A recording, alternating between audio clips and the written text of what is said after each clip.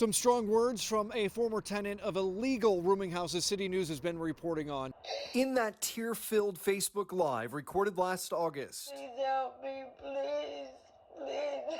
Lucia Cassine Linkert poured out her heart shortly before being evicted from a Toronto rooming house she called home.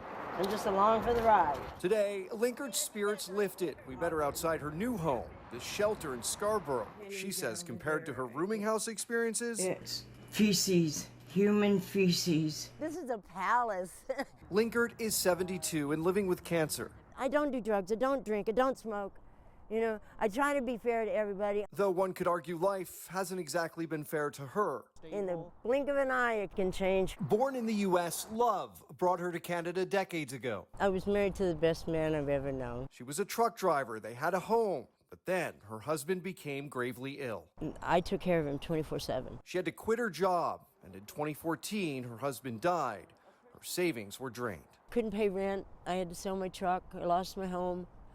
I ended up in the shelter system. She eventually got government assistance, but says nobody would rent to her, with the exception of a rooming house landlord, Jojo Yee. We're the people that she preys on. She will take no one if they're not on assistance. I've lived in 3 of her places. And she said each one had its own set of problems. Her last stay at this home on Broadview Avenue, where she says feces was leaking into her room from a toilet above. Oh, I sent her videos. I sent her voice texts. I sent her text messages. Please, Jojo, fix this. Please, Jojo, I'm sick. I'm dying here. You know, I got no answers. She stopped paying rent and reported the problem to the city. This was in August. 4 days before I got paid, she had the sheriffs come in and put me out. I was staying in tents in parks. Once again, nobody would rent to her because she was on government assistance. Do you know how many places I called between August and the time I got in here? 317. Do you know how many refusals I got?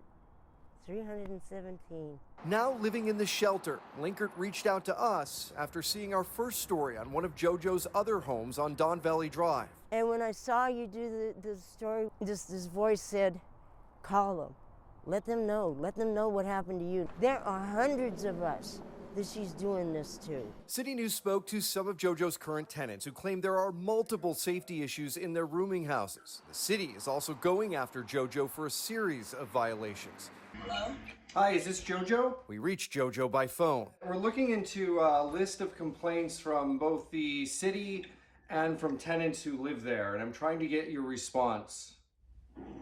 I don't have anything to say. No comment, but she is due in court next month to answer to several zoning charges laid by the city. As for Linkert, she's back to searching for a new home. Hopeful new city bylaws set to better govern rooming houses will make a difference when they go into effect next month. I know a lot of people out here in these streets that absolutely refuse to deal with the system because they get treated this way. They would rather live in a forest. They would rather live in a tent. You know, people who are worth something in this world. Everybody is worth something. How do we get people to understand that? And as always, if you have an issue, story, or question, or something you'd like to speak out about, reach out to us by visiting the Speaker's Corner section on the CityNews website. Pat Taney, City News.